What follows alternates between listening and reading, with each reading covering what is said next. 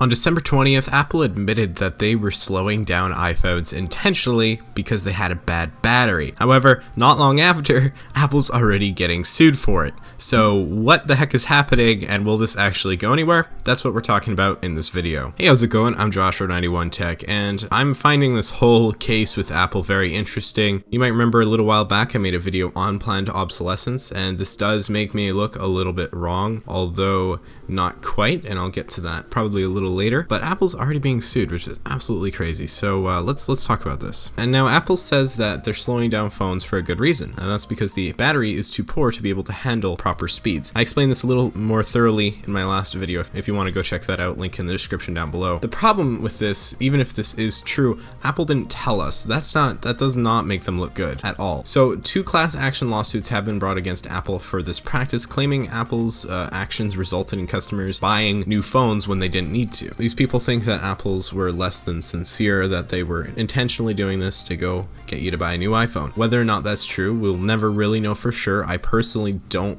think so. I think that it was working for their advantage, and they probably knew that. I don't think that was their main intention. But anyway, the suit alleges that Apple's actions are in violation of deceptive business laws in Illinois, Indiana, and North Carolina. And in California, there's claims that the plaintiffs never consented to allow defendants, being Apple, to slow down their iPhones, and that they were never given the opportunity to bargain or choose whether they preferred to have their iPhones slower than normal. And this is true. Apple never gave people a choice. They just did this, and in fact, they never even told them about it. Where does this go from here? What does this mean exactly? It's kind of complicated. Apple obviously is going to fight this very hard. They can afford the best lawyers, they can afford everything, so I think it's silly to imagine Apple losing regardless of whether or not the people suing have a valid case or not. But I think another thing to remember here is that I don't know if they actually have a valid case. At the end of the day, Apple was doing this for the best of the consumer. The phones were dying. If you remember, iOS 10.2, phones were randomly shutting down for no reason. I'm surprised how many people seem to have forgotten this. They were just dying. Now, while Apple should have implemented a better software fix than they did, at the moment they figured, okay, well, it's because of batteries, so we'll just make it so your CPU performance goes down when that battery gets degraded, and then there, problem solved, your phone won't die anymore. So while this probably isn't the best fix they could have done, it did work, and